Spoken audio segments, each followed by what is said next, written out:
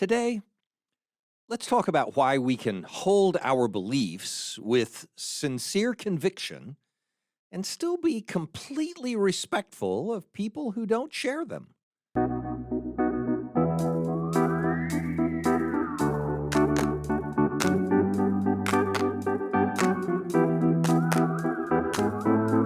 Welcome to Coffee with Creamer, where you get to sit down with our host, Dr. Barry Creamer, for a conversation about faith, life, and culture.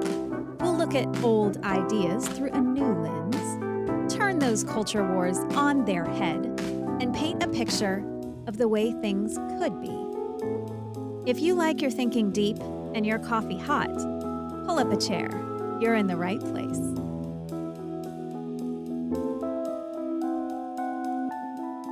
Now, I'm going to give you fair warning ahead of time on this particular episode that, and I'll illustrate it this way. I remember taking a long hike one time, several hours for me. It took a few hours to get there. And at the end of it, looking forward to seeing this great waterfall, and instead just seeing a tiny trickle of a waterfall. I mean, it was just barely anything. Now, it was great. I was glad to see this sort of beautiful but underwhelming feature of nature out in wilderness, but it was a pretty long journey to get there.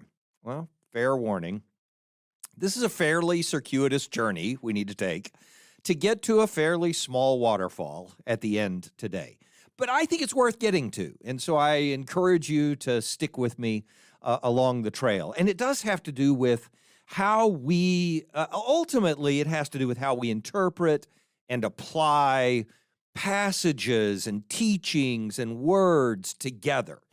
That is how community fits together with the things that we say we believe, even though we internalize our beliefs and we hold them personally.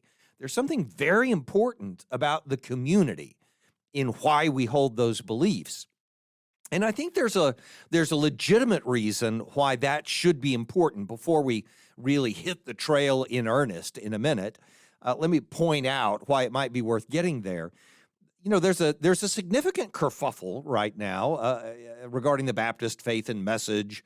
And if you're not Southern Baptist, I get that this may not affect you directly, but it is important, and it's going to come up in every group, and it has come up in different groups in different ways. And that is, Baptists believe in the autonomy of churches, and we don't believe that a hierarchical organization has authority over the churches and stuff like that. Everybody operates independently, so to speak. And yet we cooperate because we share values and we share doctrine, and we're trying to accomplish some things together. And so we've decided to be a confessional denomination to begin with, where we would say, well, if you want to participate with us, you should know kind of what we stand for. So let's give you an explanation of what our understanding of Scripture is. And so we produced the Baptist Faith and Message, I think first in 1925, in 1963, in the year 2000, and I'm sure we'll have to do another one before too long. But the point is, it was a confession. These are the things we believe, and you don't have to adopt every branch of it to come and join with us, but you wouldn't want to be a part of us if you don't agree largely with the things that are written here. That was the idea. Well, now this kerfuffle that we're having is over churches that don't agree with certain parts of the Baptist faith and message and aren't practicing them, but still want to be a part, or were at least wanting to be a part of the Southern Baptist Convention. And so there is, for instance, an example, a question right now, and this is happening this year. There's some resolution trying to be found. A question of whether to exclude from the Southern Baptist Convention any churches which have women as pastors. And then the other question that goes with that is even how to define what is meant by pastors. And so there are statements in the Baptist Faith and Message that make that a reasonable question, right? So there's a section in there called the church, which says, while both men and this is just one little section in it, but it says, and this is the one line in the Baptist Faith and Message everyone has memorized, as if it's the only important thing that a document about the Trinity and salvation and, all of the kingdom of God This is the one line everyone has memorized, which is sort of whatever. Anyway, so it is. This is in the section called the church. By the way, if you want to read the Baptist Faith and Message, you can just look it up, Baptist Faith and Message, Southern Baptist Convention, or something like that, and it will come up. It's easy to find. This is in the section called the church. While both men and women are gifted for service in the church, the office of pastor is limited to men as qualified by Scripture. That's a complementarian reading. It was added in the Baptist Faith and Message 2000 because there was a concern about gender roles and, all that kind of stuff going on.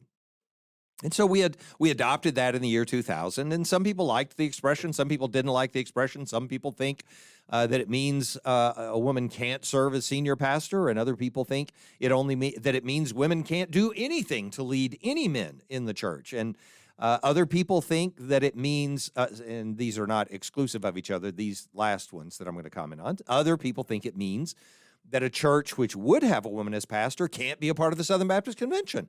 Other people think, well, it doesn't mean that. It just means that if they do, they should know that most of the churches in the convention don't hold that view, that a woman can be the pastor.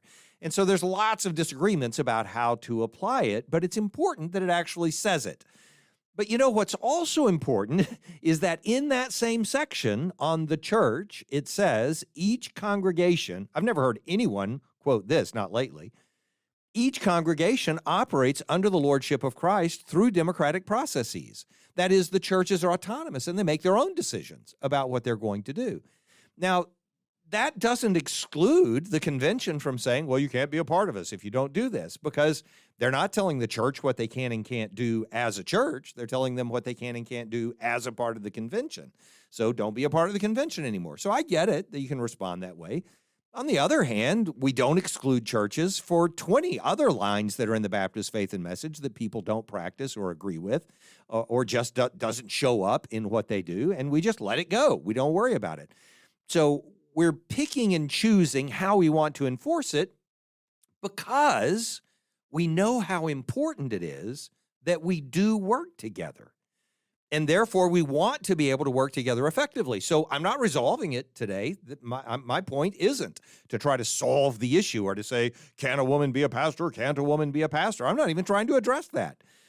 If I'm addressing anything with it, I'm addressing the idea that we need to be concerned not only about figuring out how to exclude people from fellowship with us, from involvement in a convention, but also how to work together with people when we do disagree about certain things and why that might be important. So I can give other examples of things that are in the Baptist Faith and Message that make this challenging for people. For instance, in the Baptist Faith and Message 2000, in the section on man, it says the sacredness, this is one of the lines in it, the sacredness of human personality is evident in that God created man in his own image and in that Christ died for man. Therefore, and what it used to say back in 1963 was every man possesses full dignity, blah, blah, blah. Now they changed that to say, and this is good, this is a good change. Therefore, every person of every race, instead of just every man, to be specific about saying we can't be prejudicial and maintain this view. Every person of every race possesses full dignity and is worthy of respect and Christian love. And this is something we embraced readily in the year 2000. I think people know we ought to embrace that idea.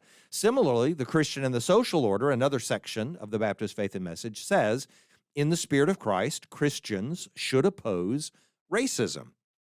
Now, how to do that, and anybody will say, oh, I oppose racism. Anybody. Even people I think don't oppose racism. But we believe we're opposing racism. And most people are willing to do some things in their personal life to try to, avoid racism or address it one way or the other. Now, I say that, but I'm also saying there is a lot of pushback against people who talk very much about racism in certain ways. This is the point of the Baptist Faith and Message being written the way it is. This is the point, and I'm not here to speak about the Baptist Faith and Message today. You say, well, it's hard to tell that. I mean, this is all you're talking about. But I'm just bringing it up in the context of thousands of churches that work together, which have thousands of members, some thousands in just one of those churches, have thousands of members working together in thousands of churches who have a huge range of views on these issues and a tendency to think that if I believe this way about it and you disagree with me, then for me to be honest, I've just got to be willing to admit that you must be wrong, just flat out wrong, that there are no other options. Well, on some things, I understand why we would say that. 2 plus 3 is 5. It's not 4. And if you say it's 6, I'm going to say, yeah, that's not right. I'm not, I don't have to be hostile. Don't have to be angry. Don't have to use my volume to prove that you're wrong. I think I probably should say, no, 2 plus 3 isn't 6. That's not correct. There are things like that, but there are a lot of things where there's room for disagreement and an acknowledgement that different views may not fully encompass the entire truth of the matter. That's not the case with everything, but it is the case with some things that we'll get to later.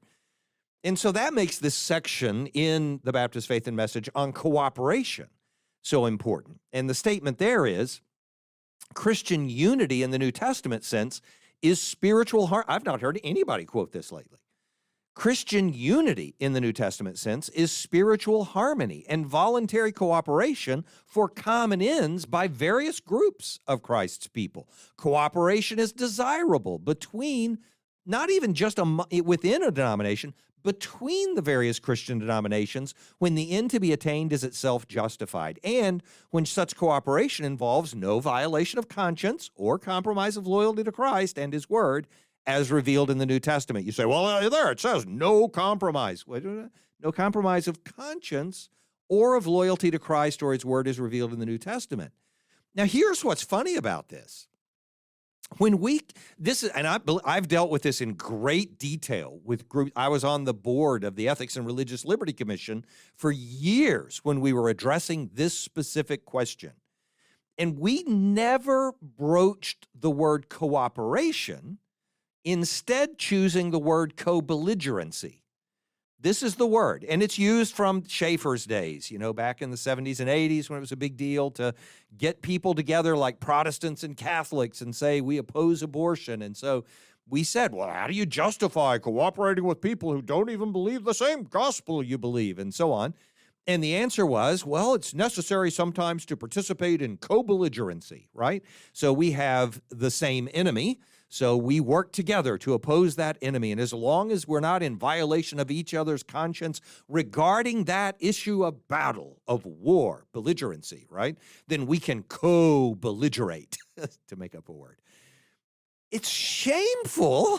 I'm embarrassed at myself for when we wanted to talk about this term and co-belligerency and say, isn't there a better term for this? Because we're not just living in the culture war anymore. There's more to do than that. What's the word? Gee, I don't know. What would the word be? I'm ashamed that we didn't automatically say, well, I think the word we used to use for it is cooperation. Because we're so uncomfortable with the idea that we would be able to cooperate with somebody who may not agree with us in every way. And that's where we've sort of come as a culture. We replaced the concept of cooperation with co-belligerency and then became belligerent with everyone. And we can do better than that. So the challenge here is that doing better than that means being willing to say, oh, I understand you disagree with me about that belief. And yet I can be respectful of your view on that belief, even though it's different from mine. How can I do that without compromising the sincerity with which I hold my own conviction about things like this? And I'm sure you get, there's a range issues that don't matter at all, whether Melchizedek is actually Jesus or is he just a prefigurement of Jesus. That, fine. You say, well, that doesn't matter at all. But what about when it comes to things that do matter? How are we going to govern our church? Who's going to be able to be a pastor? And so on. So, when it comes to day-to-day, things that impact life day-to-day, then we sort of take on this model that says, no, and we don't say my way or the highway, but we do say to people, here's my way, get off if you're not with me. And so there's a funny thing about belief that I don't think we understand, which is the point that I want to get to today. So now we're going to get on the trail. Now we're going to start down the path that I wanted to go down. And I'm going to start it with an example of the end of what I'm talking about, and not explaining why it's the end. But I can remember when I was very young in ministry, having to deal for the first time with someone who had been baptized as an infant or a child, not in their own conviction of faith, not in what we call believers' baptism or adult immersion, but it's not always adults, but believers' baptism. But they had been baptized as part of entering the covenant as a child because their family had presented them to the priest or whatever. And I'm thinking mainly of Presbyterians and Lutherans and people in other denominations like that. I can't remember who it was.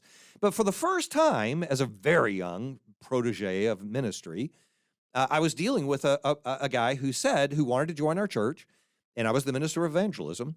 And so when I talked to him about baptism, he said, "Well, I was baptized when I was a baby, and I don't want to be baptized again. It doesn't make sense to me to be baptized again."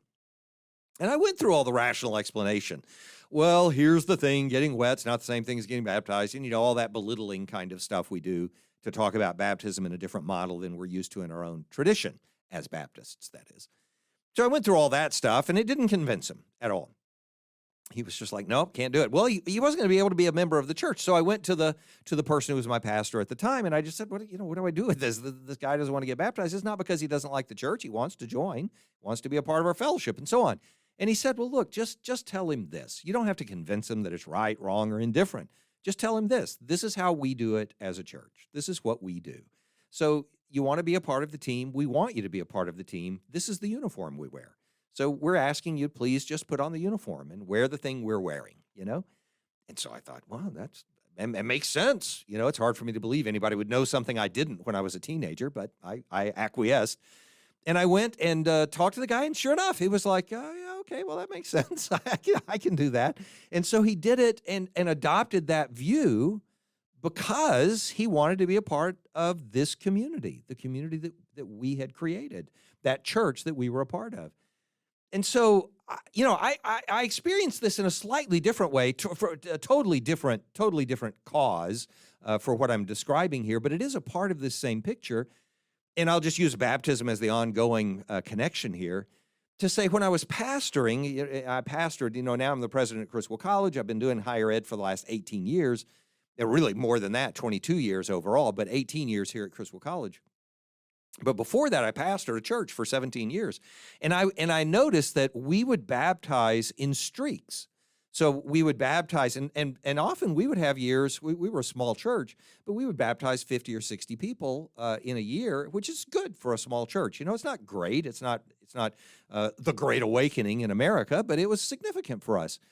But they didn't come one a week. It's not like every week we would have a baptism. They would come in groups of 8 or 10 in a 2-week period or something like that, or we would have way more than that on occasion or whatever. And then we would have a dry spell. 6 weeks, nobody would get baptized. And so I noticed that what was happening was that the community's emphasis on baptism, so we had the event, everybody saw it, and there was a celebration of it, would ignite an interest in others in baptism, and more than just a psychological interest, but also sort of a curiosity about the practice itself. Why do we do this? And they would be responsive to suggestions about following in obedience in this act of baptism. And then their family members come and see it, and you get the idea that there was sort of a momentum that you would gain in the way that people in the 19th century, and that some still talk about it in the 20th century, but I think in different terms, I just don't know what they are, that you would talk about hysteria, not, and I don't mean that in the insulting way to women, but I mean in the social hysteria kind of ways, where everybody starts seeing these same figures, or everybody's responding to the same crisis, or everybody breaks out dancing, like that weird one back from the Middle Ages.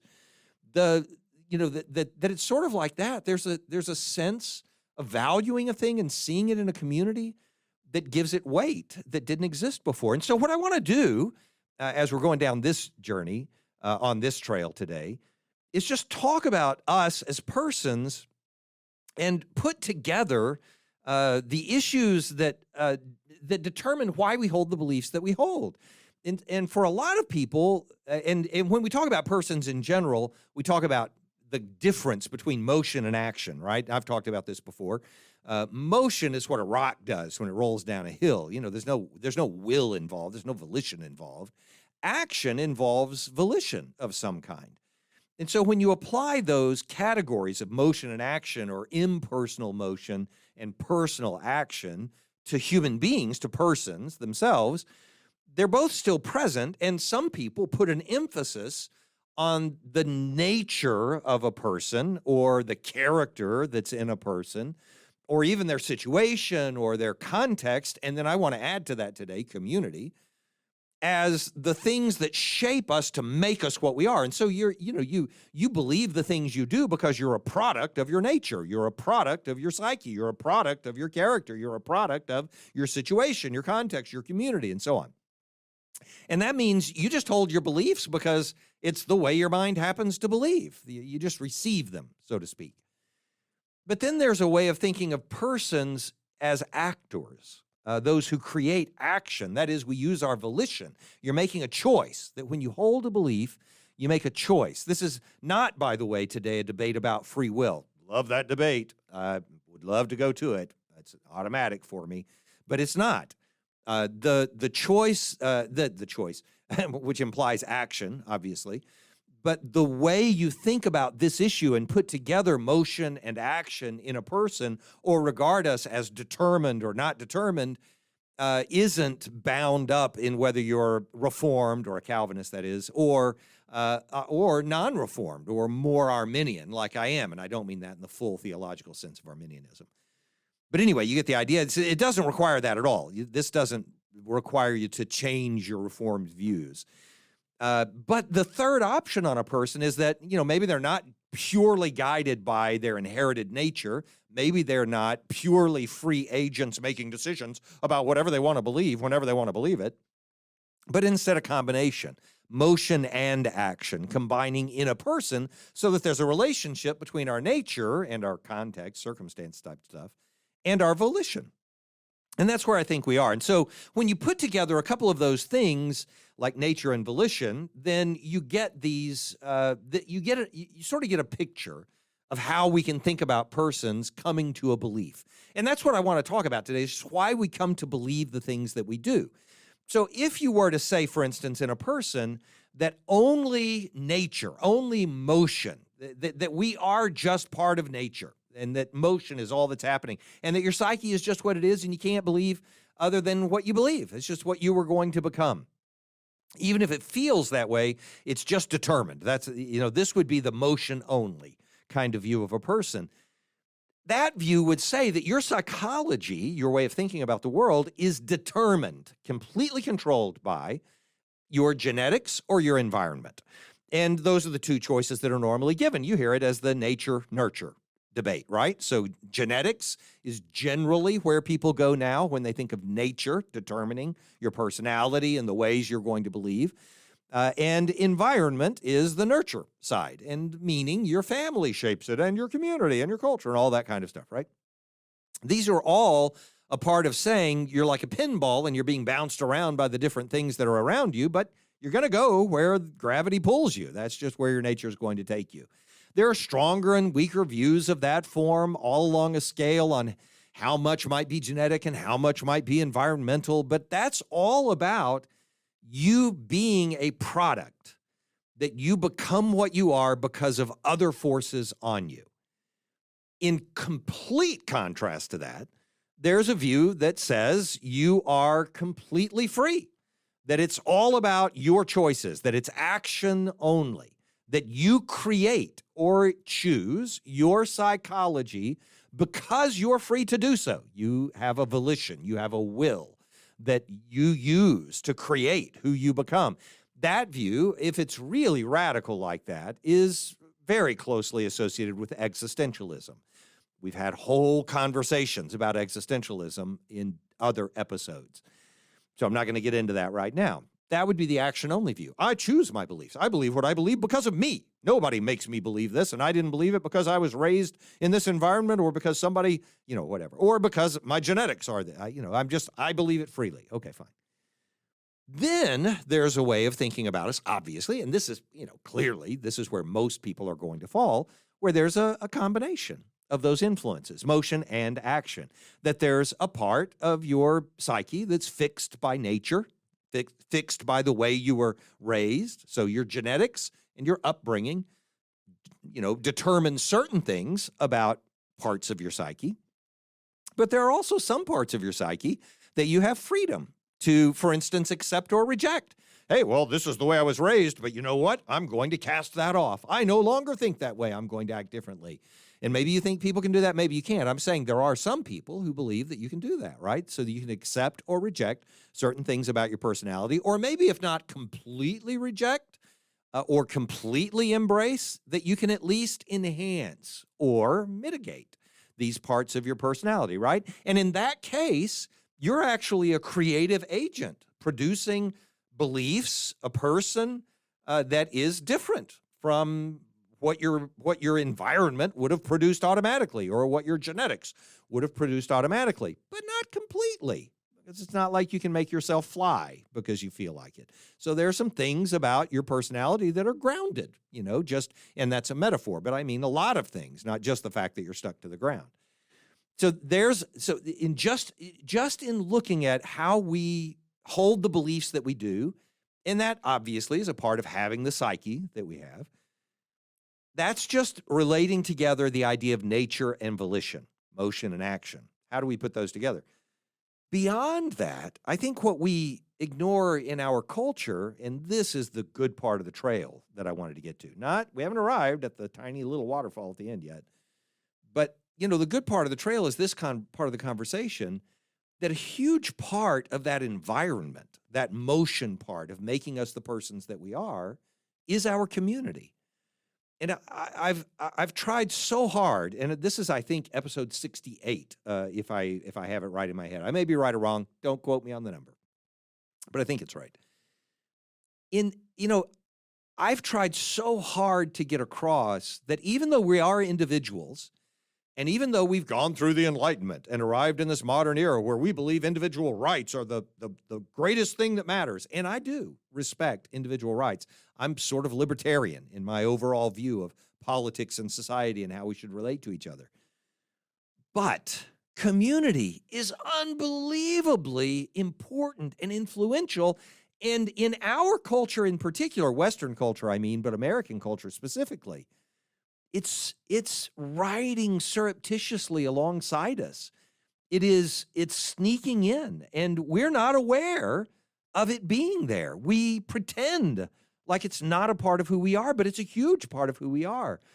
Community, and by the way, community as an environment, in some people's views, and this would be the view, let's take community and volition. So I've got a community that's shaping me, but I've also got that free will thing over here that shapes me. And so my psyche is going to be shaped by one or the other or both. So let's take the first approach for a moment and just say there are some people who think that your beliefs and your psyche are entirely shaped by your community. Even people during the Enlightenment, so people like David Hume, in his model, culture is the source of everything that we believe, all of our ethics, all of the values that we hold, and so on. Culture is what produces that in us. That's Hume's model. Now, of course, Hume is somewhat radical, but he's radical in the sense of saying we should understand that all these things are coming from the culture. The interesting implication in that is that, when you take that view, if every person is being shaped by their community, then every single element of society, good, bad, or indifferent, every single person, in other words, is fulfilling some necessary function within that culture. And I mean by that, on one side, farmers and factory workers are fulfilling different functions in that culture, community, society. Criminals and police are necessary in that society. Wardens and convicts are necessary in that society.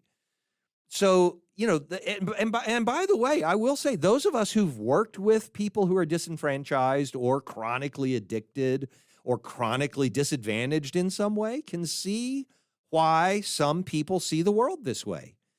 It looks for all the world like our community, our culture, our society is designed to keep some people in the fringes or in the shadows, to keep some people with a criminal mentality, to keep some people on the outskirts of the economy, and to keep other people right at the center of it. I'm not saying it's necessarily the case. In fact, I'm not a motion-oriented person. I'm for the free will and volition. I'm saying if you hold that view of society, that it's determined by social forces, by the community around you, then it does make necessarily the case that everything the community produces is a part of that functioning society and what makes it roll the way that it does. Okay, so there's something to keep in mind.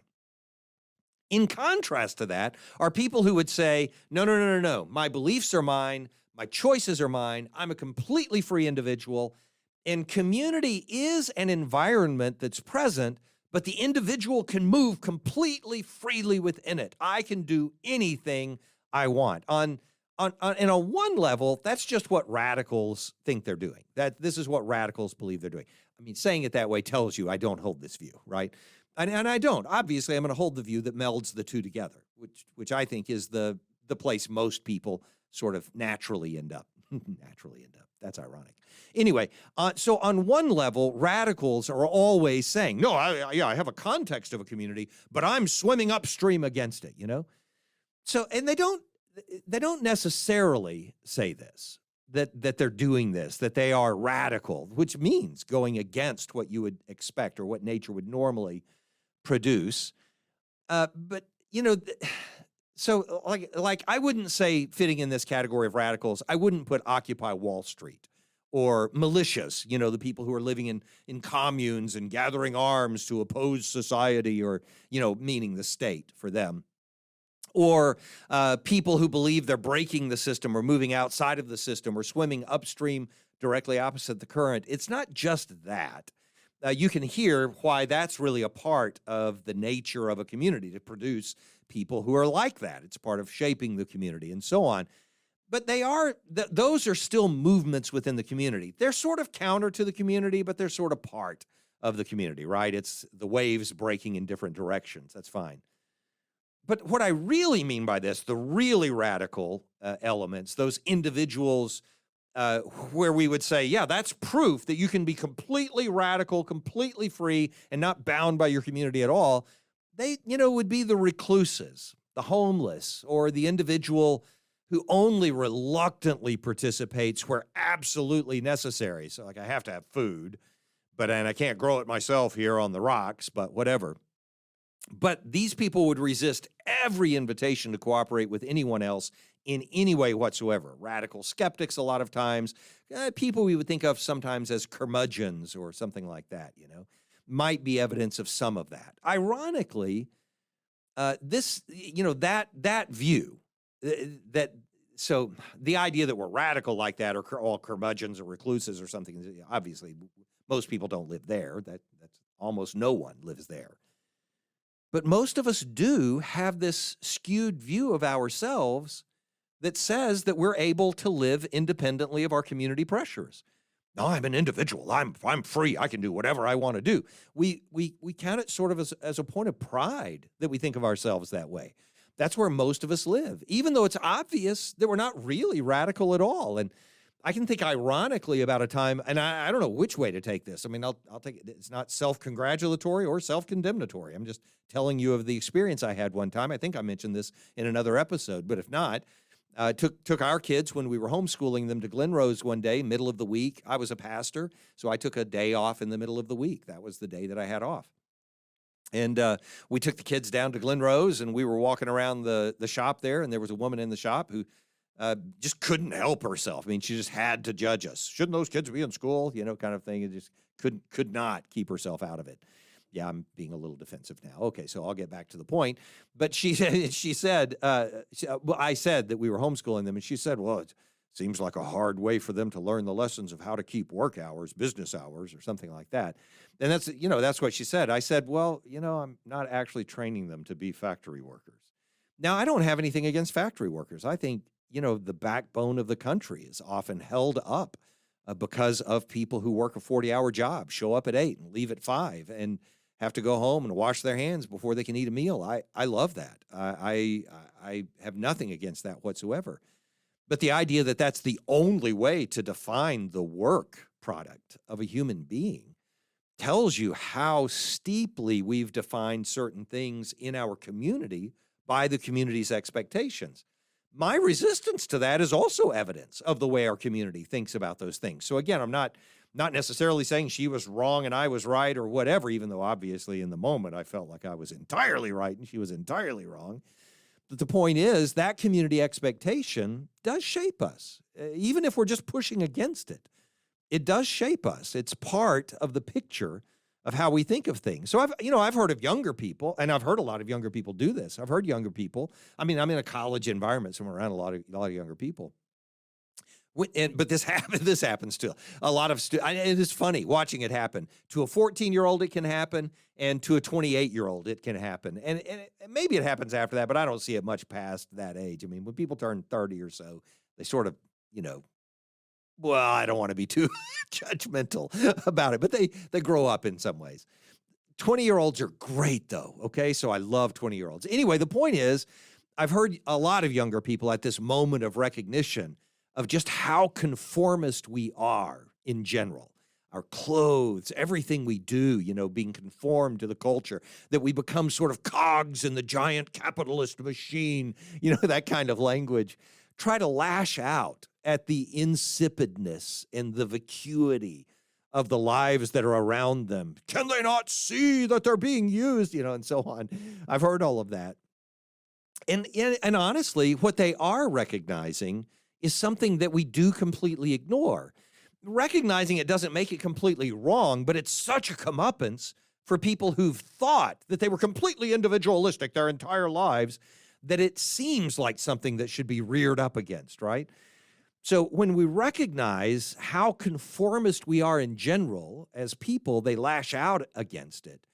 And they are recognizing what we've completely ignored, that we actually are. And this is, I think this is inherently true. We actually are more than just individuals who happen to meet together at the store every once in a while. That our lives really are practically owned. And I don't mean completely, practically, just mean in some senses it appears this way, owned by the normative expectations of the society, the culture, the community that's around us. I mean, just clothing is an example. I'll give some other examples in a moment. And if you say, well, my clothing, I'm completely, you're part of this culture's clothing. I mean, just travel to the Middle East and see what people wear there. Even just go to Europe and notice the different shoes or belts or jewelry or whatever. And suddenly you realize, man, I am kind of shaped even in my clothing choices. Even the ones I thought were radical are actually in a strain of radicalism that's part of our culture. This is just how we are as people, and it's not a crisis. It's just something to admit. Yeah, I'm part of a community too. On another level, this is what almost all of us think is true about us. We think the artifacts that we're stuck with, and I mean by us being individuals. Back to the I'm a radical individual, I can do whatever I want part. Real quickly before we get to the community. We just think that's what the case is about us. We look at our community and we say, well, I have to get stuff from them. So I can't buy a sari at the store. So I buy a dress. That's all. It's just an artifact. I'm not shaped by my community or owned by my community. And so this would be the facticity of existentialism, by the way, if you were in on any of those conversations. But we think of those as nothing more than necessities. And we choose to use them as we please. So they're like the water around our island or the ground under our feet, but our feet are free and we're free to do whatever we want on the island that we live on and so on. We don't think of our culture as creating horizons beyond which we simply do not consider ways of living in the world, which might, and those other ways of living might be common somewhere else, but we don't see over the horizon because we don't even see that there is a horizon. This is the same thing, and I think I've mentioned this before in one of the episodes. This is the same way in which we think we don't speak with an accent. I think, and I've had people say that to me at times. Well, you don't speak with an accent. What they mean is, well, you don't have a Texas accent. Sometimes I do have a Texas accent. It depends on who I'm speaking with. Not trying to be hypocritical about it. We just all raise and change our idioms and our language to be with the people we're with. I think that's a good thing about human beings. But in a lot of contexts, I don't appear to have a Texas accent. So people will say, you don't have an accent. What they mean is, your accent is the same as mine. Or your accent is the same as I expect from someone who came from Missouri, or, something like that. We all have an accent. I have an American accent. I don't have a British accent. To the British, the Americans are the only ones with an accent, and they live in London, and they are the only ones who don't have an accent. We all speak with an accent. It's inherent to us. In the same way, we all are partially products of our community. And so the motion and action come together in a way that partially makes me. Community makes part of me. Choices make part of me. My will makes part of me. The community makes part of me. And it's true in the things I was talking about, the kind of clothing I wear, the transportation that I take, whether I ride a bike, for instance. I would love to talk all day about this. Whether I take a car or a bike, some people look sideways at me when I tell them I ride a bike to work, as if, oh, you're one of those people. Oh. Can you imagine in China how many people are riding a bike to work, or in other parts of Asia? I mean, and I don't ride a bike on the road. I ride it on trails because for me, not just to be safe, it's just sort of respectful of traffic. I want the Camaro to be able to go 80 miles an hour if he wants to go 80 miles an hour. It's just part of our community. That's how we do things. It's true about clothing, about transportation, about a jillion other things that fit the same category. The type of food you eat, what we think is okay to eat and not okay to eat. The careers that we think are legitimate careers, the level of education we think is legitimate, and so on. All of that comes from it. I won't take time to do it today, but Robert Nisbet makes this point, and I'll cover this in more detail another day. I made a presentation recently at a National Review Institute meeting of some people just talking about some ideas between conservatism, libertarianism, and so on. And part of it is Burke's view, Edmund Burke's view from the 1700s on, what makes for a free society. And his point being that you have to have voluntary associations. The family, the neighborhood, the guild, the church are the ones that he names, in order to stand against the arbitrary powers of a government or of a state. So you need these other associations. It's not individual liberty without the constraints of a community.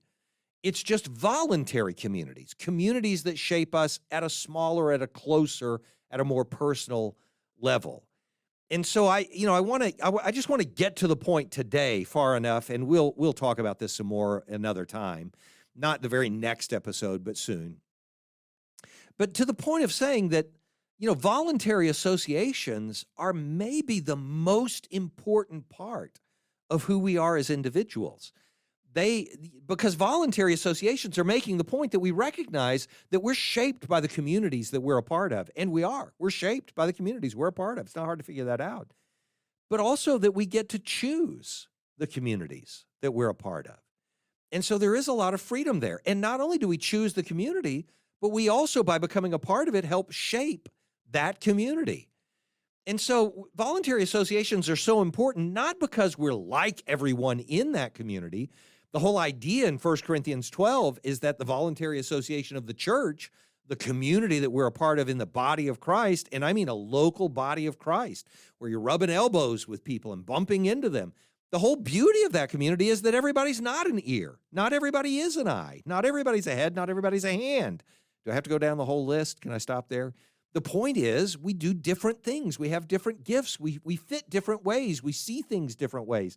And those are important. That's why the community is important in shaping us to be the best ear, hand, whatever part we actually are within that community. And that shapes who we are as an individual. That's how we see ourselves too.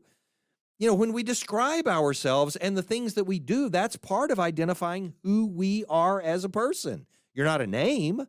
You're not just a function, but in some ways, we are the thing that we do and the part that the organization or the association that we are a member of. So when I say I'm a preacher, I don't just preach. I am a preacher. And that influences who I am, and that's partially shaped by the community that I'm a member of. You get the idea. At least for two reasons. Communities are critically important in this process, and I'm almost done.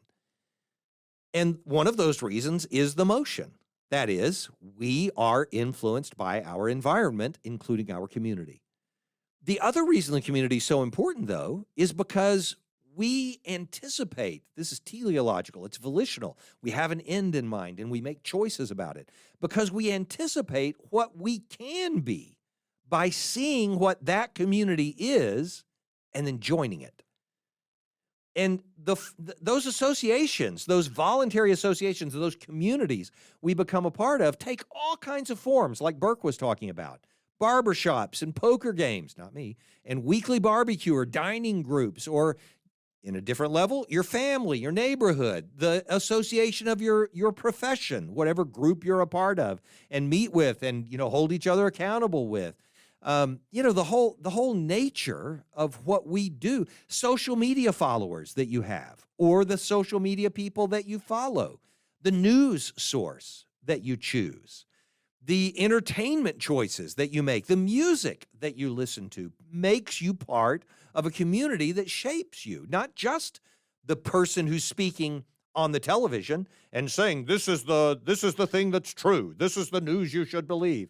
But also the people you hang around who affirm for you that news is true, and so on. Or the church that you're a part of, which, by the way, may be chosen precisely because it's similar to the choices that are above that I was just talking about.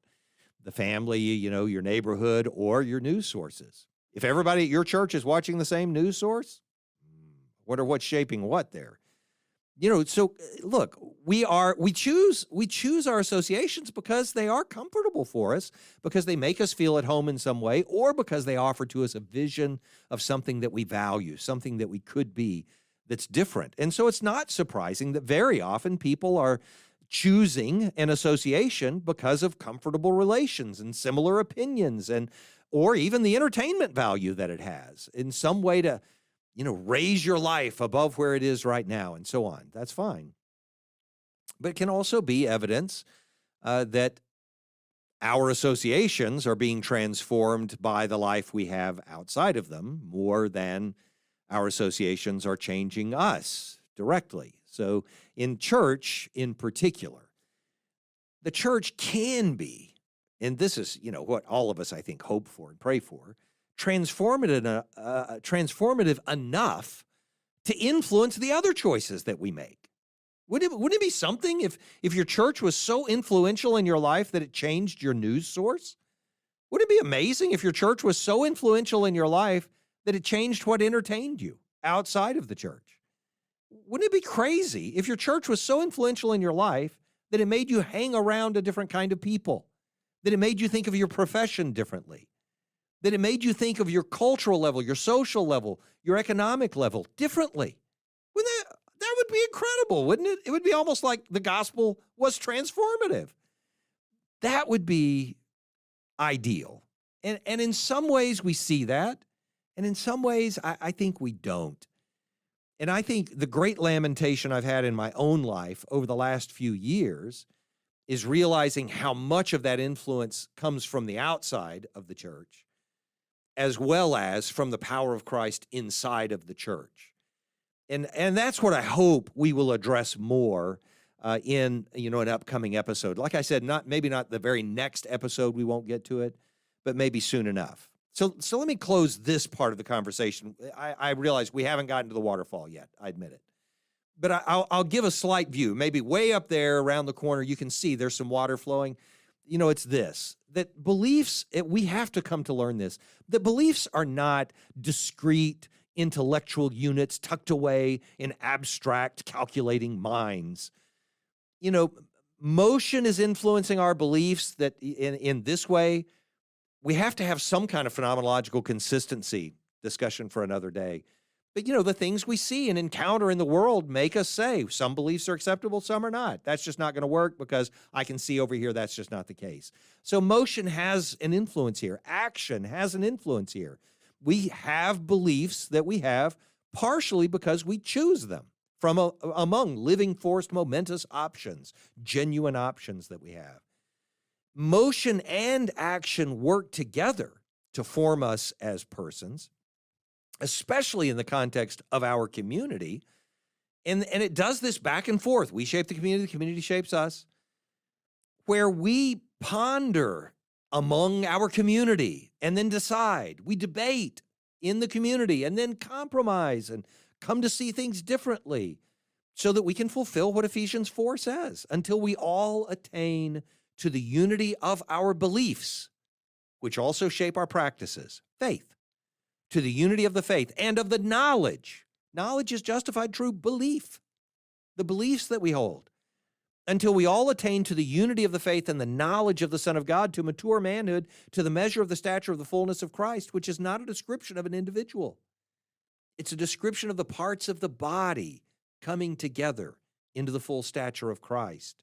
So my beliefs are not just mine. They're a part of what's shaped in me by my community, until together we come to the measure of the stature of the fullness of Christ. May our beliefs be shaped in that way.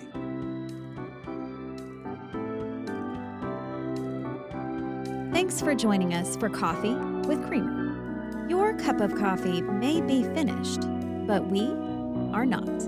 Come back next week for a refill as we sit down to examine a new set of ideas and cultural issues. Don't miss an episode. Subscribe wherever you get your podcasts or visit our website at barrycreamer.com. Until next time, keep your mug hot and your mind sharp.